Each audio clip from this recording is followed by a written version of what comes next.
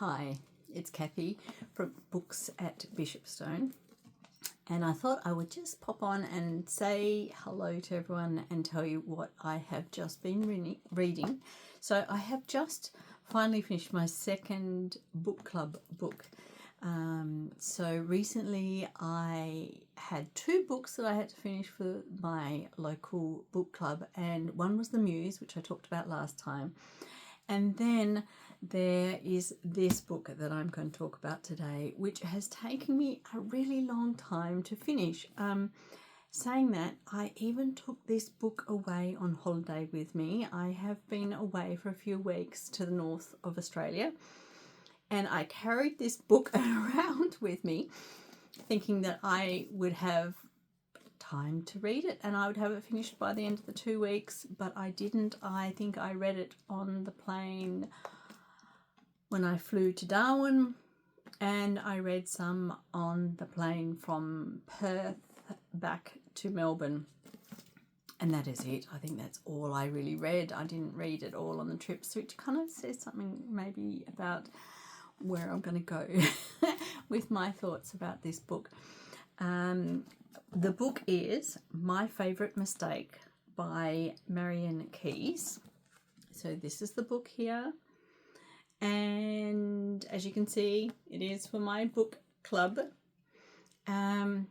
This is quite a substantial book in terms of, it does have big writing, so the writing isn't small, the font is not small, but we are still talking, I think it is 600 pages. Yeah, 600 pages. 600 pages in big font. I can kind of so big font, but still 600 pages of this book. I guess I can start off by saying that I have never read any of Marian Keyes' books before. I didn't really know anything about her. There is a list here in the back. Here we have a whole heap of books that she has written. So she is a very prolific writer. As you can see, she has written a lot of books. Like I said, I haven't read any of them. Just came to this book because it was handed to me from book club. Now it says here, just excuse me while I look down. So Marian Keyes is a phenomenon. So the writer herself is described as a phenomenon. She is a multi-million copy, internationally best-selling author of some of the most widely loved genre-defying novels of the past 30 years, including Rachel's Holiday, Anybody Out There, and Grown Ups. She has millions of devoted readers around the world. So, okay, I will just read you the blurb, first little blurb at the back, and then I will start talking about my thoughts on this book. So, Anna has just lost her taste for the Big Apple. That is the first kind of line. She has a life to envy, an apartment in New York, a well-meaning partner, and a high-flying job in the beauty PR. Who wouldn't want all that? Anna, it turns out. So she sets an interesting tone. Here we go. We've got a story about Anna, who we get to know is living in New York. She's got a very high-powered job in the beauty industry and is very successful and doing great stuff. She has a really loving and devoted partner, and then we find out things are not quite as fantastic and as great as we think they are. She becomes a little disheartened in her relationship and in her career and her life. And then the story continues from there. What I need to say before going into the rest of the story is probably the fact that even though this is a standalone book, and I have read this as a standalone book, it these characters, especially Anna Walsh and her family, have appeared in, I believe, a number of the other, number of other books that Marian has written. So I think there's a lot of people who follow the Walsh family and the characters in other books. There has been a book about Anna herself previously where we see, I mean, I haven't read the book, but I just got the understanding that it's about when she was previously married and her husband dies, and following that kind of part of her life. Now, this is happening a few years after that, where she's in a new relationship, COVID hits, and of course it's lockdown in New York. She's stuck in an apartment with her partner, and that's when, I shouldn't say where things start to fall apart, because they don't really fall apart, but just, I guess, 24/7 of being with someone, she decides that that's really not the person that she wanted to be with. Maybe her job is not exactly what she wants. So she decides to, well, I guess it's a mutual decision. She and her partner decide to separate, and then she decides to leave New York and go back to Ireland, which is where she comes from. So she goes back to her family, her mum and her sisters. I think there's some nieces and nephews and stuff like that as well. So she goes back and starts looking for a job, ends up finding a job for, I think it works out that it's one of her sister's friends is opening a brand new upmarket resort type place, and they ask her if she'll come along and help out with PR to kind of, I shouldn't say deal with the villagers, but some of the local people are not very happy about this new development, and so she goes in to kind of find out what's happening, smooth the way, and get some good PR going. Right, so that's kind of the story. Of course, there's going to be a love interest. There is a previous friend, sexual tension that's been going on for years. She has a best friend that she no longer talks to. They had a huge falling out. She's staying in a very small village. She gets to know lots of people in the village. And when I say she gets to know a lot of people in the village, there are a lot of characters in this book. There are a lot of people. The book involves a lot of people.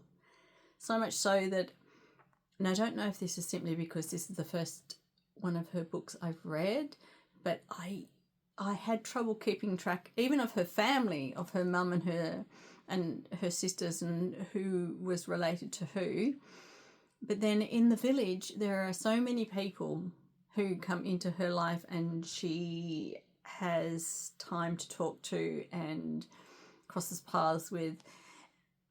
And even though it's a slightly bit of a whodunit kind of, who is writing emails about spreading rumours about this new development, who's throwing paint around in one of the new buildings.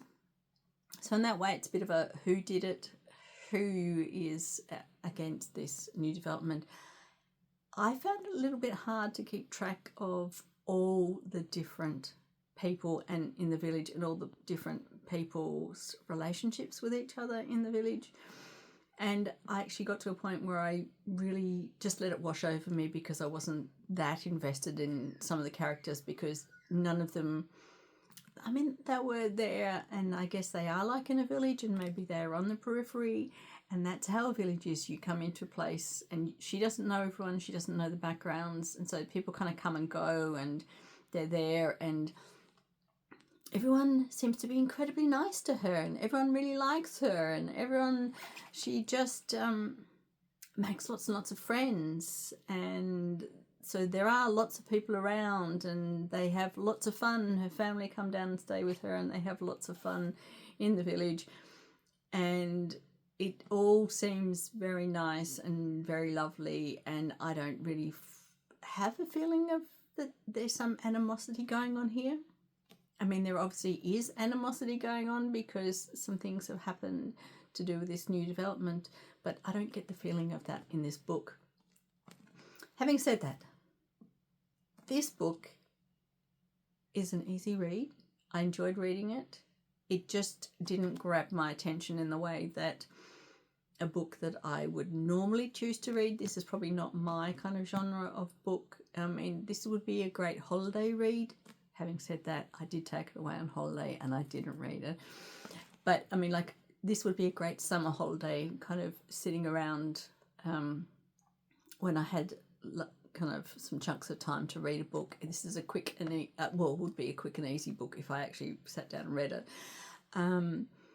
I didn't have to think about it too much. It wasn't too much of a whodunit. Like I wasn't really paying that much attention to really who I really thought did it. Did I really mind? I didn't really mind who did it or not, but it was an interesting book. I did feel that the story could have wrapped up maybe 200 pages before it did, or was it 200 or 100? Anyway, there was a point towards the end where I kind of thought, oh, okay, the book could have finished here, but it kept going, and I was thinking, what else is going to happen in this story? What else do I feel that would add to my reading of the story?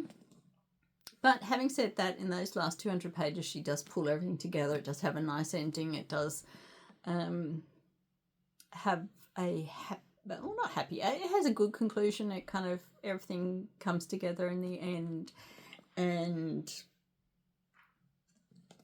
that's nice. It's nice in a book when all the little end bits are tied up and finished. I think if you are someone who has read her previous books or has read some of the other Walsh stories, then I can understand how you'd be a lot more invested in Anna and her story, because there's a backstory to it. So you would be understanding what happened to her previously, even though it goes into that in this book. This book does describe her past and why she's like she is, or why her relationships are like they are, for those people who haven't read the previous books. So that's great. I don't know how much of a repetition that is for people who have read the previous books, whether or not they're kind of thinking, oh, I already know this, I don't really need to be retold all of this again. So if you have read any of the other Walsh books, I would be really interested to know what you think, if you've then read this one, or are you just very invested in Anna as a person and a character, and you're just really happy to see how she's going and what she's doing in life. I think if I had started at the beginning of the Walsh books, I would have been much more invested in this character than I was simply just coming to it as a one standalone book. It's a great standalone book, but not one that I was highly invested in. But that, having said that, that's probably just because it's not my kind of go-to kind of pick-up genre of a book. Still enjoyed it, still found it easy to read. I thought there wasn't anything too taxing about the book, or too, I mean, I shouldn't say thought-provoking. I mean, it had some interesting ideas in it and some interesting concepts. I finished it. I'm happy it's finished. I can move on to another kind of book now. But it definitely wasn't a difficult read. It definitely wasn't one that I was uninterested in. The characters were interesting, but yeah, just not my kind of pick-up genre sort of a book. But if you're a fan of Marian Keyes, you would love this book. And if you're a fan of the Walsh family, I'm sure you would love this one as well. Would I go out and read more of Marian Keyes' books? I don't think I'd go out and choose one myself. If it comes across at a book club again, of course I'm going to read it, and I'm sure I would enjoy it as well. So yeah, let me know. If you've read this book, let me know. Or if you've read any other of Marian Keyes' books, I would love to hear. I mean, I'm quite intrigued when they describe her as being, how they say, her gender-defying novels. So could be quite interesting. Sounds like some of her books have got some quite in-depth kind of concepts in them to do with gender, so that would be interesting as well. But yeah, on the whole, I quite liked it. Easy read. Didn't get it finished on my holiday, but I got it finished now. Yes. And then I have to say, the one thing that means that I have finished that book means that I can move on to my my pile of books. So I have got, how will I describe it? I've got two different bookshelves. I've got my crime and gothic bookshelf. I have a bookshelf of other books. And then I have a pile of books next to that bookshelf of books that I really want to get through, as many as I can this year, but I don't think they're the books that I'm going to keep, which is a little bit harsh saying that about a book when I haven't actually read it yet. This is just going on the story. The stories, I think I'm going to enjoy these books, but they may not be the book that I want to keep to reread. So I am going to start one of those. Yes, finally, I'm going to start one of those books and hopefully get that pile down, because then once I finish these books, I can pass them on for someone else to read. Unless, of course, one of them turns out to be incredibly amazing and engaging, and I'm going to keep it. Wow. Let's hope. I need to make some space, you know. I need to make some space and a bit of a dent in the bookshelves. So this book is by Richard Montanari maybe. And another one here, don't know anything about him, haven't read any of his books before that I know of. But he has also written 6 other books. So he has written Broken Angels, The Skin Gods, The Rosary Girls, Kiss of Evil, The Violet Hour, and Deviant Way. The one I'm reading at the moment is Play Dead. First of all, I actually thought this was Dead Play, because I don't know, I just read it as Dead Play, but it's actually Play Dead. So this is the book I have just started. This is, well, it's about a Philadelphia homicide detective and a cold case.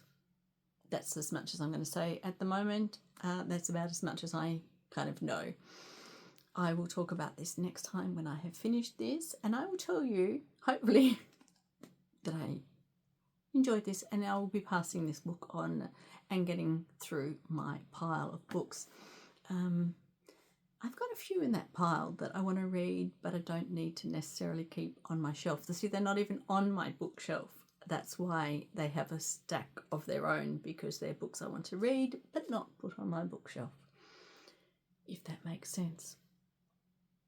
So, yeah, I'm looking forward to this. This is a big change in pace and topic from this one. So, as I said, if you have read any of Marian Keyes' books, please let me know. Leave me a little message down below and let me know what you think about this and what you think about the Walsh family and the characters in it. And I will talk to you next time, hopefully, when I finish my next book.